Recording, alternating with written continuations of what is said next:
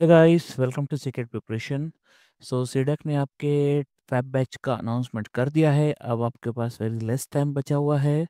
सो अपनी प्रिपरेशन को रेडी रखिए और मैं आपको सारी डिटेल्स बताने वाला हूँ कि सीडक ने क्या नया चेंज किया है अपने बुकलेट में। क्या क्या चेंज हो चुका है, मतलब उनके नेमिंग में क्या चेंज हुआ, उन्होंने अपना पूरा प्रोग्राम स्ट्रक्चर में क्या चेंज किया है, क्या एक नया चीज़ इंट्रोड्यूस की है मिड टर्म में before double C double E exam से पहले। सो कुछ मेजर चेंजेस आए हैं जो आपको पता होने चाहिए। सो आपको कैसे पता करना है, तो आपको सबसे पहले जाना पड़ेगा सिडैक की साइट के ऊपर। वहाँ जाके उनकी बुकलेट अगर आप चाहो तो डाउनलोड कर लो, नहीं तो हम लोग एक वन बाय वन पॉइंट सारे डिस्कस करने ही वाले हैं आपके लिए। So let's start with the booklet. की बुकलेट में आपको दिया गया क्या है। सो आपको ये पहले बता दिया जाए कि पहले क्या होता था कि जो भी हमारा सीडैक का जो कोर्स होता था उसका नाम हुआ करता था post graduation diploma courses.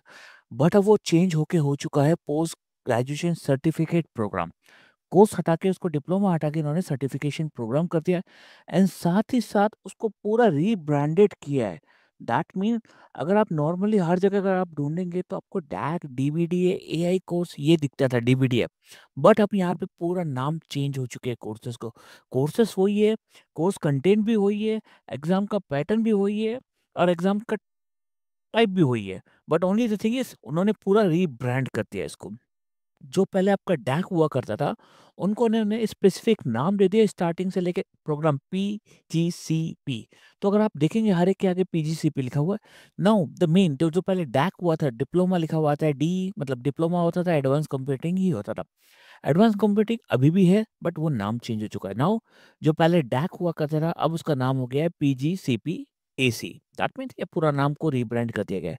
Courses वो के वही है बट उनको रीब्रांडिंग कर दी गई। तो एक यहाँ पे ये एक मेजर चेंज हो गया। अगर आप कभी को ढूंढेंगे कि सर मुझे डैक नहीं मिल रहा है, डीबीडी नहीं मिल रहा है, मुझे लिस्ट में ये वाला कोर्स नहीं मिल रहा है जो मैंने वीडियोस में देखा हुआ कहीं को, तो आपको पूरा रीब्रांड हो चुका है। तो आपको रीब्रांडिंग के हिसाब से अपनी पूरी बुकलेट को प्रॉपरली चेक करना है कि अगर आप किस कोर्स के लिए जाना चाह रहे हो, ठीक है।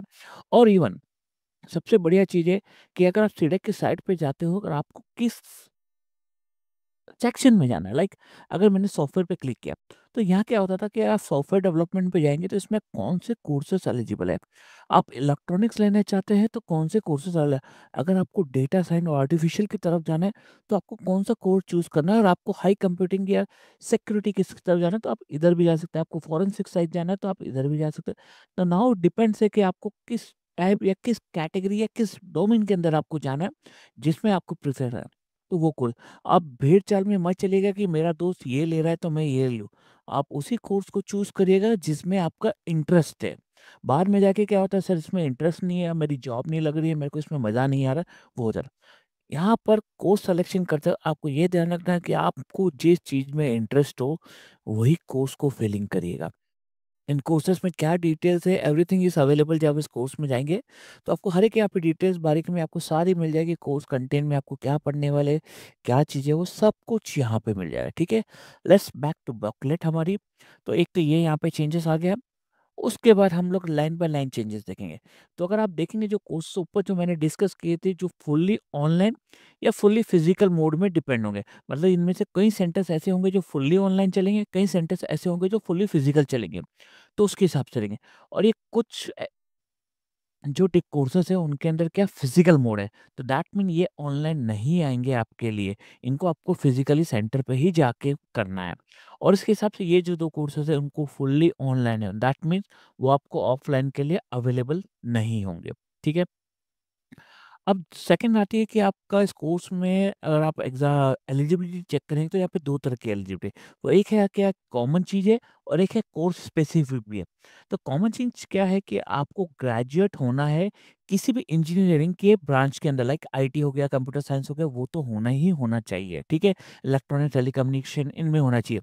नहीं तो एमएससी या एमएस किया होगा, जो 10 प्लस 2 प्लस 3/2 है, इसका होना चाहिए कंप्यूटर साइंस या आईटी इलेक्ट्रॉनिक्स में। सिंपली कहते हैं यहाँ पे बीएससी बीसीए अलाउड नहीं है। हमारे वीडियोस पे कमेंट आता है कि सर बीसीए अलाउड है। हम अभी भी क्लियर कहते हैं बीसीए अलाउड नहीं है।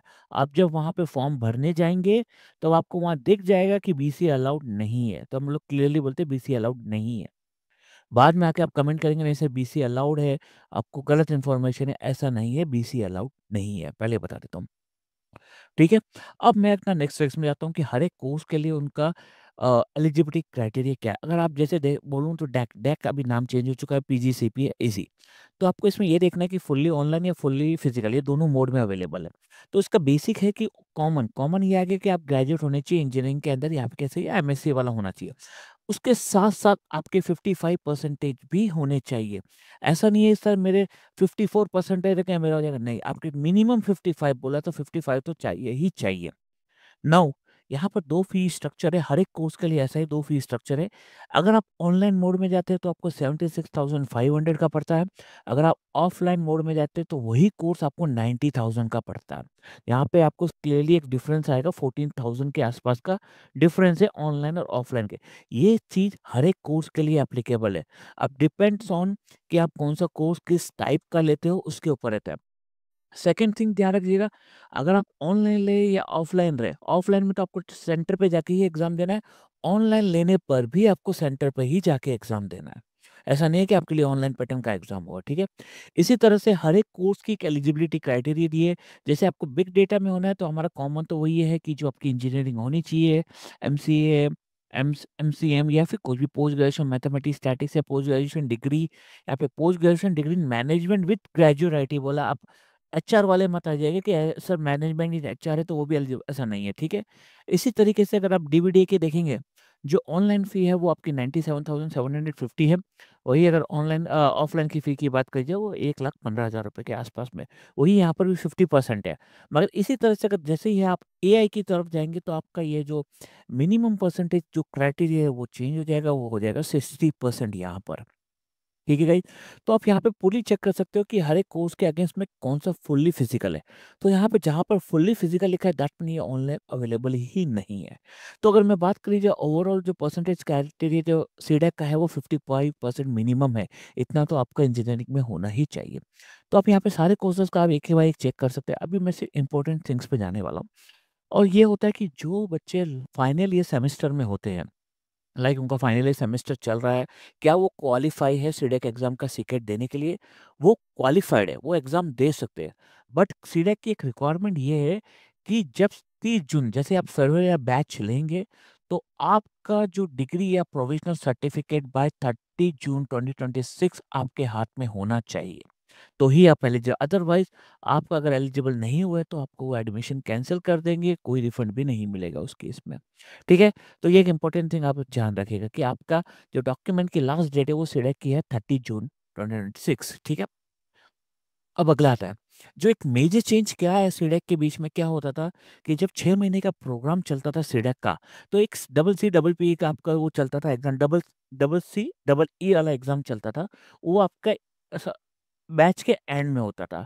बट यहाँ पर एक मिड टर्म एग्ज़ामिनेशन और उन्होंने अनाउंस कर दिया है, जो आपका है सीएमसीई करके, जो आपको देना पड़ेगा, वो भी आपको कहाँ पर देना पड़ेगा? आपको सेंटर पे आके देना पड़ेगा। आपकी जो पास वाली सेंटर एग्ज़ाम सिटी होगी, वहाँ पर आपको जाके ये एग्ज़ाम देना पड़ेगा। जो बच्चे ऑनलाइन लेते हैं, उनके लिए उनके पास नियर बाय सिटी के अंदर आपका सेंटर होगा। और जिन बच्चों ने फिज़िकली मोड में लेके रखा हुआ है, उनका जो सेंटर है वहाँ पर ही वो एग्ज़ाम होगा उनकी सिटीज़ के अंदर। तो ये एक नया चीज़ आया है, जो है आपका मिड टर्म कोर्स एग्ज़ामिनेशन। पहले एक ही हुआ करता था, अब यहाँ पे 2 एग्ज़ाम हो गए। दोनों को आपको पास करना यहाँ पे ज़रूरी है, ठीक है? ये चीज़ हो गई यहाँ पे। तो उसके बाद देख लेता हूँ कि जो सीडेक के जो रीजन है, CDAC totally off Bangalore, Hyderabad, Mumbai, Noida and Poona. अगर मैं इनकी बात करूँ तो ये आपके सीपीपी के रीजन है, मतलब CPE double C double E क्या होता है, जो आपका कैंपस प्लेसमेंट चलता है उसके रीजन से। हर एक रीजन के प्लेसमेंट अलग चलते हैं। हैदराबाद अलग चलेगा, मुंबई अलग चलेगा, नोएडा के अलग चलेंगे, पूना के अलग चलेंगे। पहले नोएडा वाले पूना के अंदर ही होते, बट अब नोएडा पूरी तरह से बाहर हो चुका है, उनका अपना खुद का प्लेसमेंट का वो हो गया है। तो मतलब आप जिस रीजन में आप एडमिशन लेंगे, उस रीजन के ही आपको आपकी क्या क जो भी कंपनीज़ होगी वो आपकी आएगी, उसी के हिसाब से आपका कॉमन प्लेसमेंट चलेगा। ऐसा नहीं है कि पुणे वाले नोएडा जाएँगे, नोएडा वाले पुणे आएँगे या मुंबई वाले बैंगलोर जाएँगे, ऐसा नहीं है। जिस रीजन का आप सेंटर लेंगे, उसी के हिसाब से आपका एग्ज़ाम का कॉमन प्लेसमेंट चलेगा, ठीक है? उसके बाद अगर देखी जाए कि आपको कौन से कोर्स में कौन-कौन सी सीटें हैं, आप यहाँ पे देख सकते हैं ऑनलाइन कोर्स के लिए सारे जो सीडेक के सेंटर्स है, ये जो पीजी डैक हुआ करता था उस कोर्स की कितनी सीट, ये जो कोर्सेज़ है, ये जो सेंटर्स है वो ऑनलाइन मोड के हैं। सिमिलर आपका जो फिजिकल मोड जो कहते हैं ऑफलाइन मोड, जो आपको सेंटर्स पे जाके पूरा स्टडी करना पड़ता है, एग्जाम देना पड़ता है, तो ये सारी सिटीज़ है जहाँ पर ऑफलाइन मोड चलेगा। आप सिटीज़ के हिसाब से उनके कोर्स को चेक आउट कर सकते हैं कि कौन सी सिटीज़ में कितने सीटें हैं वहाँ पे, ठीक है। उसके बाद आती है आपका हॉस्टल एंड कैंटीन। कुछ जगह आपको हॉस्टल्स एंड कैंटीन्स अवेलेबल है, जैसे हैदराबाद सिर्फ गर्ल्स को प्रोवाइड करता है बट बॉयज़ को नहीं प्रोवाइड करता है। उसी तरीके से आप बाकी के सेंटर्स भी देख सकते हो। ठीक है। अब बात करी जाए हमारे जो मेन थी कि सीटेट का जो सीटेट का टेस्ट का पैटर्न क्या है।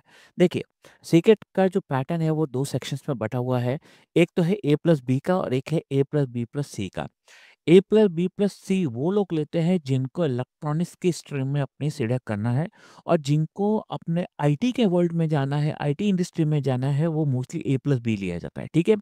अब क्या होता है, सिलेबस के साथ साथ आपका एग्जाम पैटर्न क्या है। अगर आप देखेंगे जो लोग सेक्शन ए ले रहे हैं, that mean A plus B वाला, ए के अंदर ये आपके कोर्सेस है जो आपको करना है। आपका जो कोर्स ड्यूरेशन होगा वो 1 आवर का होगा।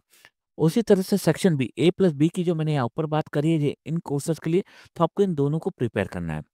और जो लोग सेक्शन सी की तरफ जा रहे हैं उनको ये वाला एक्स्ट्रा और करना है, जिसको बोलते हैं, जिसमें आएगा आपका computer architecture, digital electronics and micro processor. तो आपको और हाँ, ध्यान रखिए हर एक सेक्शन के लिए 1 घंटा डेडिकेटेड है। उस 1 घंटे में आपका इतने टॉपिक्स का आपका एमसीक्यू सेक्शन में एग्जाम होगा, ठीक है। उसके बाद यहाँ पर ओवरऑल इन्होंने किताबों का दिया है, आपको टॉपिक वाइज़ नहीं दिया है कि किस में से कितना आना है। आप सीडेक की हमारी साइट पे जब भी जाके चेक कर सकते हो कि आपको उसका सिलेबस देखना है तो आपको कहाँ जाना होगा। यहाँ पर जाके आप सिलेबस पे क्लिक करेंगे तो आपको सेक्शन वाइज़ कितने क्वेश्चन अब तक आ चुके हैं उसका एक लिमिट आपको मिल जाएगी। रीजनिंग से 12 क्वेश्चन आते हैं, क्वांटिटेटिव एप्टीट्यूड से 12 क्वेश्चन आते हैं। ये वो पॉइंट्स है जो मोस्टली क्वेश्चन आस्क किए गए हैं, और जो मोस्ट टॉप इंस्टीट्यूट है वो भी यही सिलेबस प्रोवाइड करते हैं। सेम ये अप टू डेटेड सिलेबस है। आप इसको सेक्शन ए के लिए, सेक्शन बी के लिए, सेक्शन सी के लिए, तीनों का सिलेबस आपको यहाँ मिल जाएगा।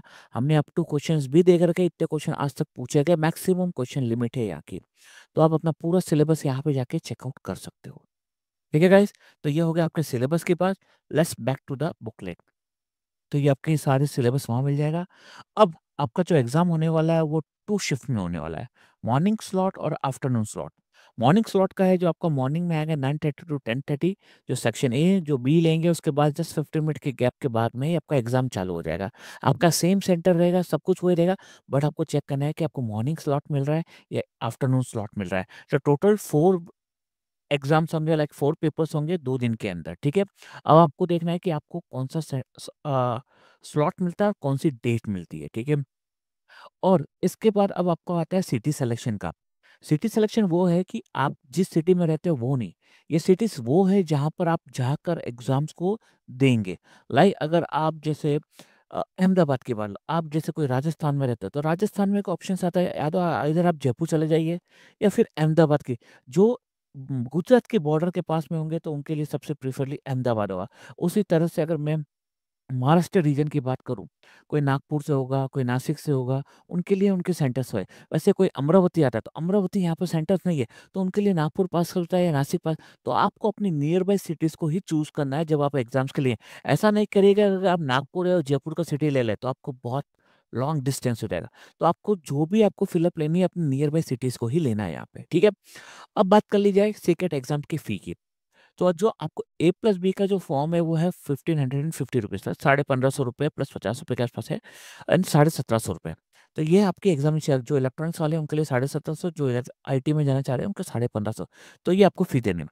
एक बात ध्यान रखिए, पूरा एग्जाम पेपर जो है वो एमसीक्यू बेस है, यहाँ पर नेगेटिव मार्किंग है। तो अननेसेसरी क्वेश्चंस को अटेम्प्ट मत करिएगा, क्योंकि क्या होता है, हम लोग अननेसेसरी करते हैं उतना ही आपका रैंक डाउन होना चालू हो जाता है। जितना आपको आता है उतना ही अटेम्प्ट करो। अगर जिस क्वेश्चंस के लिए लगता है कि इस पे 70-60% है तो ही अटेम्प्ट करो, बट जिसको भी आपको लगता है कि नहीं इसका आंसर गलत होगा, don't attempt that particular question. उससे आपकी रैंकिंग डाउन होती है। यहाँ पर रैंकिंग मैटर करती है, क्योंकि हमें एडमिशन सिर्फ टॉप इंस्टीट्यूट में लेना है। तो ट्राई करिए कि टॉप इंस्टीट्यूट में जाने के लिए 1000 से बिलो ही अपने को रैंक लेनी है यहाँ पे, ठीक है? आपका ये जो रैंकिंग वैंकिंग का पूरा सिस्टम है, जब आप एग्ज़ाम देंगे, काउंसलिंग प्रोसेस के लिए हमारे पास एक पूरा डेडिकेटेड वीडियो है, आप उसे देख लीजिए कि आप फर्स्ट काउंसलिंग, सेकंड काउंसलिंग में क्या होता है। इसके अलावा भी अगर आपको हमसे कनेक्ट करने कुछ पूछना है तो आप हमें पूछ सकते हो। हमें आइदर टेलीग्राम जो है चैनल पे जॉइन करके पूछ सकते हो या व्हाट्सएप पे हमारा जो कस्टमर केयर नंबर है वहाँ पर भी अपनी क्वेरी को पोस्ट कर सकते हो, हम आपको जवाब दे देंगे। विदिन 2 टू 3 आवर्स आपको जवाब मिल जाएगा वहाँ पे, बट नाइट में करेंगे तो आपको अगले दिन ही मिलेगा। ठीक है? अब मैं अगले पॉइंट्स पे आ जाता हूँ। कोर्स का फ़ी जो है, जिन बच्चों ने ऑनलाइन लिया है उनका ये 76,000 प्लस 18% जीएसटी आएगा, आप ऐसे कैलकुलेट कर सकते हो। तो ये आपकी टोटल फ़ी है यहाँ पे। तो टोटल फ़ी को भी आपको 2 इंस्टॉलमेंट में देना है। फर्स्ट इंस्टॉलमेंट आपकी जाएगी एग्ज़ाम होने के बाद, जो सेंटर्स के लिए आपको जो चॉइस भरने के बाद आपको 10,000 प्लस जीएसटी प्रोवाइड करना है, तो ये आपको अराउंड 11,800 के आस-पास हो जाता है।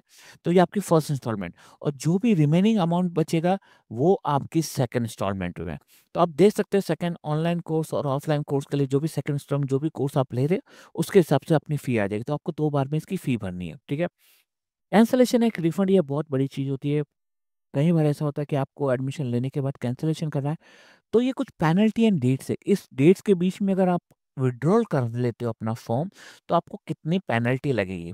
मतलब आपने अगर 4 फ़ेब से पहले 5 बजे से पहले अगर विथड्रॉल कर लिया, जो आपने 11,800 भरे थे उनमें से आपको ₹1000 डिडक्ट हो जाएँगे, आपको वापस आ जाएँगे। इसी तरह से हर एक स्टेप पे एक अमाउंट है जो आपका डिडक्ट हो जाएगा। अगर आपका बैच चालू होने के बाद आपको कुछ भी नहीं रिफंड होगा।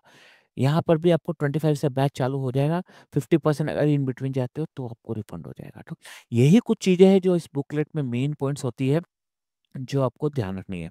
आप चाहिए बुकलेट खोल लीजिए, चाहे सीडेक के हमारे खुद के प्लेटफ़ॉर्म पे जाइए, जो सारी डेट्स आपके सिंक अप में है। तो यहाँ पर भी जाके आप चेकआउट कर सकते हो कि कौन-सी डेट पे क्या इम्पोर्टेंट इवेंट्स है।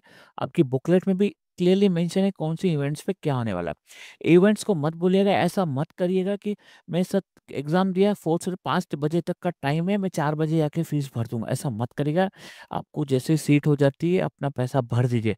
कई बार इनकी साइट डाउन होती है, अगर आपने सीट लेना रह गया, टाइम निकल गया, तो आपका फर्स्ट काउंसलिंग चला जाएगा। तो इस बात रखिए, जैसे सीट मिल गई आपको कंफर्म करना है पेड, ये चीज़ आपको ध्यान रखनी है, ठीक है? बाकी के फॉर्म आप अपने आप पढ़ सकते हो, क्योंकि ये सब मोस्ट डेट्स के ऊपर डिटेल्स लिखी गई है कि इनका क्या होना है, ठीक है? आपको हम लोग स्टेप बाय स्टेप जो रजिस्ट्रेशन है, वो भी आपको हम बताएँगे इस पूरे वीडियो के अंदर कि आपको रजिस्ट्रेशन कैसे करना है, ठीक है? उसके अलावा आपको कोई भी कोर्स लेना अभी आपके पास है, तो हमारे पास मल्टीपल कोर्सेज़ अवेलेबल है। आप होम पेज पे जाएँगे, तो मल्टीपल थिंग्स हमारे पास अवेलेबल है, चाहे कोर्स में जाए, टेस्ट सीरीज़ में जाए या इनके पैकेजेस में। अगर कोर्स लेंगे तो एबीसी के तीनों सेक्शंस हमारे पास अवेलेबल है। किसी भी सेक्शंस में आपको अंदर जाने के बाद उनके कंटेंट है, like before purchasing any of the content आप उसमें चेक कर सकते हो उसमें कितने आइटम्स अवेलेबल है। कोई भी आइटम लॉक नहीं है यहाँ पर, जो यहाँ पर विजिबल है वही आपको है मिलेगा। उसी तरह से वीडियोज़, नोट्स सब कुछ अवेलेबल है यहाँ पे। अगर आप जाएँगे तो आपको वीडियो जो मिलेंगे वो यूट्यूब के फॉर्मेट में मिलेंगे, और इनको फ्री है यूट्यूब वाले वीडियोज़, इनके लिए कोई सब्सक्रिप्शन के चार्जेस भी नहीं है। अगर आपको हमारा सब्सक्रिप्शन नहीं लेना है कोई बात नहीं, बट आपको टॉपिक वाइज़ पढ़ने के लिए भी यहाँ पर मटेरियल मिल जाएगा।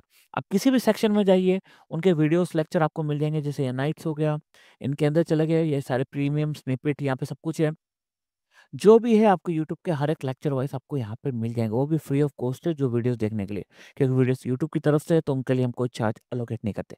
बट उसके अलावा जो चीज़ें हमने बनाई है, ये आपको टेस्ट सीरीज़ मिल जाएगी, ये आपको सारे क्विज़ेस मिल जाएँगे, इसमें आपको प्रैक्टिस मॉक टेस्ट भी मिल जाएँगे सारे-सारे, और आपको एक लाइव मॉक टेस्ट भी मिलेगा जो एग्ज़ाम से जस्ट 7 दिन पहले हम आपके लिए लाएँगे। पर डे आपको एक मॉक टेस्ट यहाँ पर दिया जाएगा। ये कुछ लीक पेपर्स है जो बीच-बीच में हमें मिले हैं, जो कुछ बच्चों ने हमसे शेयर किए। जब-जब शेयर किए हमने वो सारे कलेक्शन आपको लेके यहाँ पर हमने डाल के रखा हुआ है। आप जाएँगे तो लास्ट मेमोरी बेस्ड क्वेश्चन थे, उन्होंने जितने सबमिट किए, और ये सारे क्वेश्चन्स हमारे सिस्टम में ऑलरेडी अपडेटेड है, जो आपके कहीं न कहीं एग्ज़ाम्स के बीच में आपसे पूछे भी जाएँगे। इसके अलावा अगर आपको डायरेक्टली एग्ज़ाम्स को नहीं करना है, आपको फर्स्ट प्रैक्टिस करनी है, आइदर क्यूज़ में चले जाइए, आइदर आपको एमसीक्यूज़ पढ़ना है, आप पर्टिकुलर सब्जेक्ट के एमसीक्यूज़ पढ़ना चाहते हैं, तो भी आप पढ़ सकते हो यहाँ पे। जिन्होंने सब्सक्रिप्शन लिया है वो एमसीक्यूज़ को डायरेक्टली उनका लास्ट पेज यहाँ से अप, टॉपिक वाइज़ अगर किसी को पॉइंटर से चालू करना है तो सीधा पॉइंटर से भी जा सकते हैं। आपको यहाँ पे जो फ्री है वो 3 पेजेज़ तक तो आपको एक्सेस है, बट ये प्रीमियम सेक्शंस के अंदर आएगा, क्योंकि आपको ये पहले ही मिल जाता है। ठीक है? यहाँ पर हर एक क्वेश्चंस के प्रॉपर्ली एक्सप्लेनेशन मिल जाएँगे, क्यों, क्या है। इन द चांस आपको लगता है कि ये क्वेश्चंस में कुछ गलत है या कुछ मिसप्रिंट हुआ है, आपको रिपोर्ट करने दें, हम लोग उसके विथिन 24 आवर एक्शन ले लिया जाएगा। आपको उस आपके मेल का रिप्लाई भी किया जाएगा कि वो क्या वो अपडेट किया है, हमने नहीं किया है। ठीक है?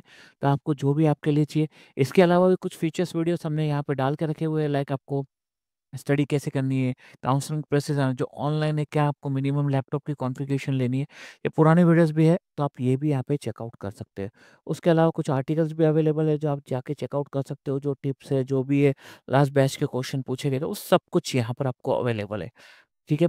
इसके अलावा आपके फीचर्स वीडियोज़ हो गए, आर्टिकल्स हो गए, आप यहाँ पे जाके सारी चीज़ें चेकआउट जिन बच्चों को सिर्फ़ टेस्ट सीरीज़ लेनी है, उनके लिए टेस्ट सीरीज़ भी अवेलेबल है और जिनको कॉम्बोस लेने हैं, उनके लिए कॉम्बोस भी अवेलेबल है यहाँ पे। ठीक है? तो आपको कॉम्बोज़ हैं, तो कॉम्बोज़ की जो प्राइस होती है वो मैक्सिमम ऑलरेडी डिस्काउंटेड पे आपके अगर आप चाहिए तो कंबाइन करके भी इसको चेक कर सकते हैं। ठीक है? तो ये तो था पूरा कि आपको कहाँ कंटेंट मिलेगा। अभी आपके पास जैसे आज हो चुकी है 29/11 आपके लगभग 40 डेज़ के आसपास के कुछ दिन बचे हुए हैं। तो आप ट्राई करिए कि इन 45 डेज़ को प्योरली यूटिलाइज़ करिए। इसके अलावा एक और चीज़ है अगर आपको देखना हो कि अपने को स्टडी प्लान बनाना हो, तो हमारी ओर से स्टडी प्लान ऑलरेडी गिवन है जो हम लोग दिया जाता है 90 डेज़ के लिए। अगर आप यहाँ पे देखेंगे तो ये पूरा 90 डेज़ के लिए, मगर आप इसको अब स्प्लिट करके अगर जैसे आपके पास 45 डेज़ बने, दैट मीन्स आपको 2 दिन का कवर करना है। तो आप यहाँ पे 2 दिन भी सोच सकते हैं कि मुझे इसमें क्या करना है। तो आप यहाँ देख लीजिए डे 2 में अगर मैं इतने टॉपिक्स कवर करता हूँ डिजिटल इलेक्ट्रॉनिक, जो बच्चे सेक्शन सी लेते हैं उनके लिए डिजिटल है, नहीं तो वो खाली इंग्लिश, एप्टीट्यूड और कंप्यूटर साइंस। मतलब अगर आप लोगों ने अगर इस पैटर्न को भी फ़ॉलो किया तो आपका एंटायरली कवर हो जाएगा। हमने ये चीज़ का ध्यान रखा है कि जैसे-जैसे सेक्शंस कंप्लीट होते हैं, उसके बाद एक एग्ज़ाम होता है। दैट एग्ज़ाम्स का मतलब है कि आप अपने क्यूज़ या कुछ टॉपिक्स के ऊपर क्यूज़ सॉल्व किए या उसके एमसीक्यू पढ़ के उसको सॉल्व करना ट्राई। दैट मीन्स आपने जो रिवाइज़ किया हुआ है उसके बेसिस आपको एमसीक्यू प्रैक्टिस। तो ये प्रॉपर्ली डिज़ाइन है 90 डेज़ के लिए। बट आपके डेज़ के ड्यूरेशन मतलब कितने दिन एग्ज़ाम में बचे हुए हैं, उसके हिसाब से आप इसे एडजस्ट कर सकते हो अपने अकॉर्डिंग टू इट और प्लान बनाइए, अपने नोट्स बनाइए, इसके ऊपर अपने दीवार पे एक शीट बना के टाइप कर दीजिए कि आज फॉर डे पे मुझे क्या करना है। बट एक बात ध्यान रखिएगा 45 डेज़ आस-पास 40 डेज़ बचे हुए हैं। ट्राई करिए कि आप 8 घंटे के आस-पास इन 45 डेज़ में अपना थोड़ा हार्ड वर्क करिए, प्लस स्मार्ट वर्क भी करिए कि आपको क्या करना है। ज़्यादा से ज़्यादा एमसीक्यू साइट सॉल्व करिए, चाहे हमसे सॉल्व करिए या किसी भी थर्ड पार्टी साइट पे करिए, किसी और का कोर्स करिए। पर पहले कोर्स देख के लीजिएगा, ये चीज़ है। और जहाँ पर भी एमसीक्यू मिले, जितने भी एमसीक्यू मिले, प्रैक्टिस करिए उसको। तो ये जितना प्रैक्टिस ज़्यादा करोगे, उतना ही आपका रहेगा। और आपको उसके और डिटेल जाननी है, तो यहाँ पर भी हमने एक वीडियो जो बनाया था, जो डेट्स के ऊपर था, आप इसको भी चेकआउट कर सकते हो। ठीक है? इसके अलावा अब है कि रजिस्ट्रेशन का हमें कैसे चालू करना है। तो रजिस्ट्रेशन के लिए आपको क्या करना पड़ेगा, आपको यहाँ पे जाना पड़ेगा जो सीडैक की साइड है। मैं आपको स्टेप बाय स्टेप रजिस्ट्रेशन का बताता हूँ कि रजिस्ट्रेशन किस तरीके से चलेगा। मैंने एंटर मारा, आपके पास सीडैक की साइट आती है। आपको जैसे एक लिंक नहीं पता पड़े तो एजुकेशन ट्रेनिंग पे क्लिक कर लीजिए। यहाँ पर पीजी डिप्लोमा कोर्स है, यहाँ पे क्लिक करिए। किसी भी कोर्स का जहाँ पर भी आपको लेना पड़ेगा, आप यहाँ पे जाकर अब यहाँ पे आपके पास एक ऑप्शन आता है एडमिशन। इसको सेलेक्ट करिए, पीजी का डैक कोर्स लीजिए। अब यहाँ पे आपको सारी डिटेल्स मिल जाएगी कि किसमें क्या है, कौन क्या हो रहा है, क्या सिटीज़ है, वो भी डिटेल्स आपको मिल जाएगी और आपको और कुछ चीज़ें अब आपको रजिस्ट्रेशन करना है तो यहाँ पर रजिस्टर फॉर सीक्रेट लिखा हुआ है, ठीक है? आपको ये कैंडिडेट का ये मैसेज आ जाएगा, उसको अच्छी तरह से पढ़ लीजिए, क्या प्रोबेबिलिटी क्या आपको करना है, ठीक है? अब लेट्स ट्राई हम लोग भरते हैं हमारा फॉर्म। सो लेट्स हम स्टार्ट करते हैं सीडैक प्रिपरेशन। यहाँ पर आपको नाम भरना है, पीआरई प्रिपरेशन। ईमेल आईडी मैं दे देता हूँ सीक्रेट प्रिपरेशन @gmail.com। उसके बाद एक मोबाइल नंबर जो हमारा है यहाँ का, इसी मोबाइल नंबर को आप भी यूज़ कर सकते हो हमें कांटेक्ट करने के लिए। सॉरी गलत नंबर हो गया 6। ठीक है, ये मोबाइल नंबर है। कहाँ से पता पड़ा? तो हम बोल देते हैं हमें ये सिडैक की वेबसाइट से पता पड़ा है। पासवर्ड, एक पासवर्ड मैं सेट कर लेता हूँ 1 2 3। पासवर्ड को आप थोड़ा ध्यान रखिएगा। अब देखिए मैंने ऐसा कॉमन पासवर्ड लिया तो इसने मुझे पहले ही बोल दिया है कि पासवर्ड आपका एक लोअर लेटर, एक अपर केस और ये कुछ आपके स्पेशल कैरेक्टर होने ही चाहिए। और जो पासवर्ड की लेंथ है वो 8 टू 20 है। वही पासवर्ड सेट करेगा जो आप मेमोराइज़ कर सकें आपको याद। अगर नहीं होता है तो गूगल से जनरेट कर लीजिए, उसको कहीं एक्सेल शीट में लिख के रखिए। ठीक है? मैं अपने लिए यहाँ पे एक पासवर्ड सेट करता हूँ MH12। ये मेरा पासवर्ड हो गया। ठीक है? तो यहाँ पर ये फर्स्ट स्टेप है। फर्स्ट स्टेप का मतलब है कि आप रजिस्ट्रेशन कर रहे हो, ठीक? ओके, पासवर्ड तो मेरा सही था मगर वो गलत दिखा रहा था। तो इस चीज़ का मतलब थोड़ी-थोड़ी होती है, कई बार वो एक बार उनका अलर्ट्स आ गया उसके हिसाब से। तो ये आपका फर्स्ट स्टेप है कि आपका ये फॉर्म नंबर है, इसको आप क्लियरली कहीं पे लिख लीजिएगा। मैं इसको सेट कर देता हूँ यहाँ पर। ये मेरा फॉर्म नंबर है, यहाँ पे है, ठीक है।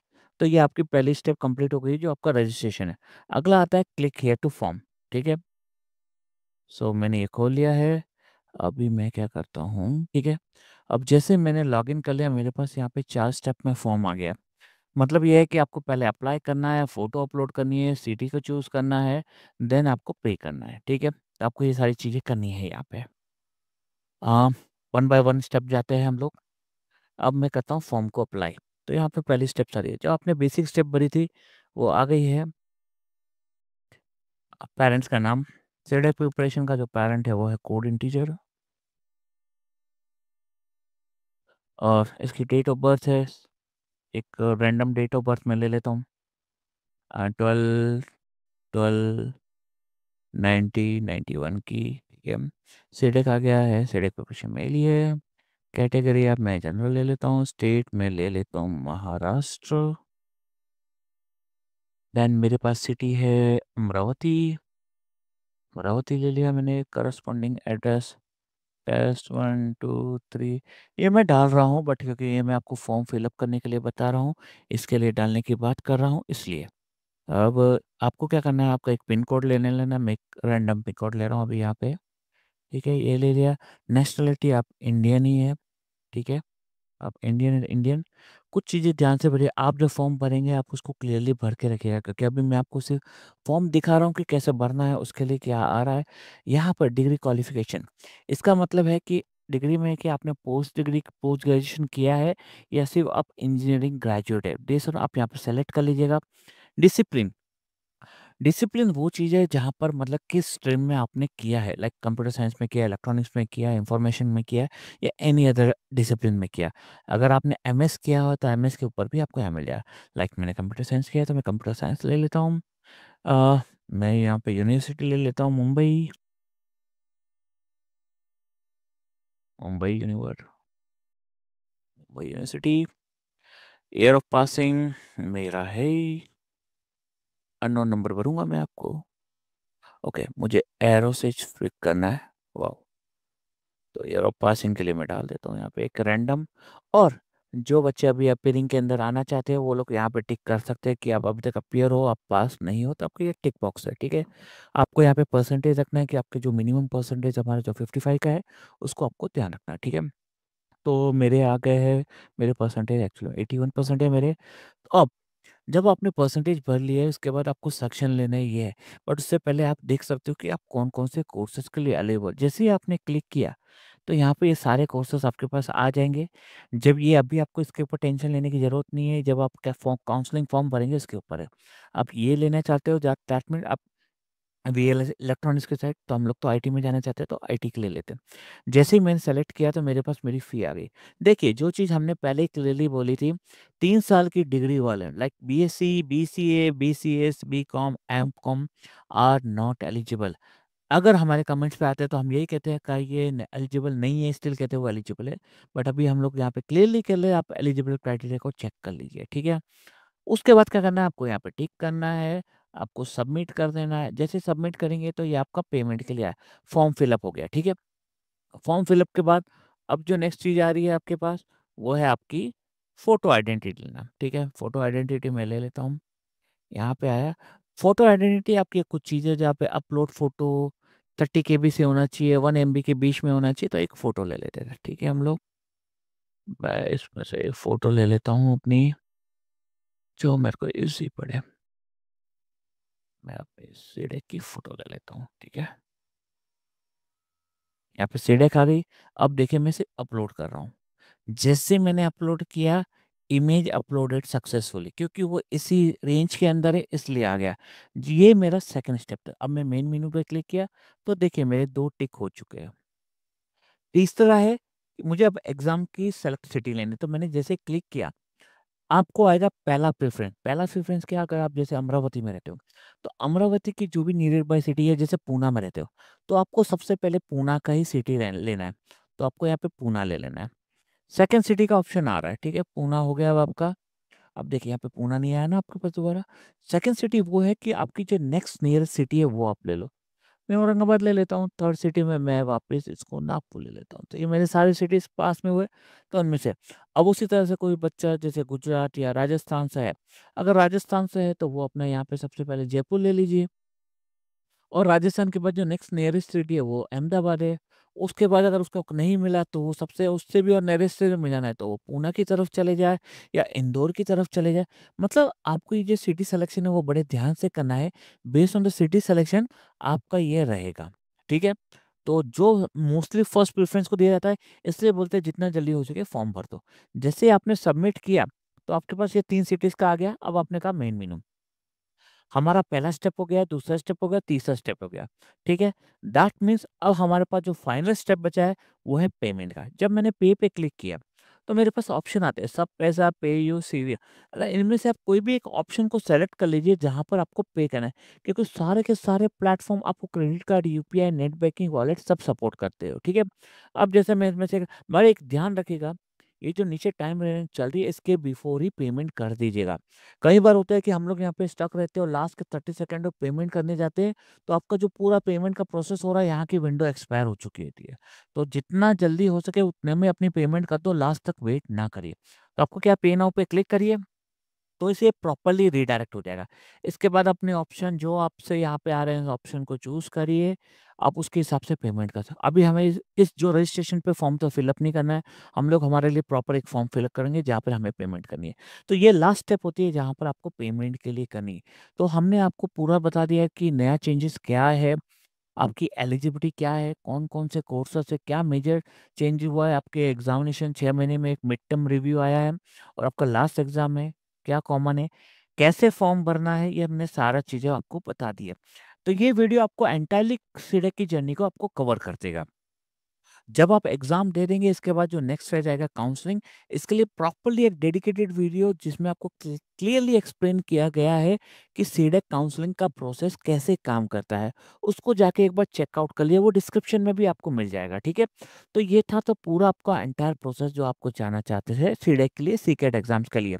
अगर आपको कोर्स मटेरियल करना है तो आप यहाँ से परचेज़ कर सकते हो, आपको हर एक चीज़ अवेलेबल है यहाँ पे। हमारा जो प्लेसमेंट का प्रिपरेशन का मटेरियल है, जो आपके सीडेक्स सीई का होता है, वो स्टिल अभी इन प्रोग्रेस के अंदर ही, जिसका टारगेट अभी जनवरी का है, ये जनवरी तक ये कंप्लीट हो जाएगा हमारे लिए। अभी मैं होम में आ जाता हूँ, यहाँ पर आपको अदर्स अदर चीज़ें मतलब आपका डीवीडी है या देते हैं तो आप डेटा इंजीनियरिंग की जो एक्सपीरियंस वाले ऑलरेडी इंटरव्यूज़ हमने डाले हुए, वो भी आपको यहाँ पर मिल जाएँगे, ठीक है? आपको हर चीज़ें इसके अलावा जो लोग डॉट नेट के अंदर रखा हुआ है कोई अदर्स फीचर चाहिए होगा, ये सारे हमारे ओर से नहीं है, ये थर्ड पार्टी की तरफ से। अगर आप इनमें से परचेज़ करते हैं, बिफ़ोर हमें कॉन्टैक्ट कर लीजिएगा, क्योंकि जब आप इसे परचेज़ करेंगे, ये थर्ड पार्टी की तरफ जाता है। इसके अलावा बाकी सारी चीज़ें हमारी तरफ से अवेलेबल है, आप यहाँ पे जाके हर एक डिटेल्स अपनी चेक कर सकते हो। आप हमें टेलीग्राम को चैनल पे भी जॉइन कर सकते हो, सीकेट प्रिपरेशन अंडरस्कोर ऑफिशियल, ये भी आपको मिल जाएगा। आप हमारे व्हाट्सएप चैनल पे भी जाते हो डेली अपडेट के लिए। हम लोग मोस्टली हमारे चैनल्स पे जो इंपॉर्टेंट अपडेट होती है वही भेजते हैं, या कोई क्वेरी करता है हम उसी का जवाब देते हैं। हाँ, अननेसेसरी पोस्ट हमारी तरफ से आपको कभी भी नहीं मिलेगी चैनल्स के ऊपर। सो गाइस, अगर आपको एनी अदर डिटेल्स चाहिए होगी वीडियोस में कमेंट कर दो। आपको कुछ भी चाहिए होगा पर्सनली, हमारा जो कॉन्टैक्ट नंबर है वहाँ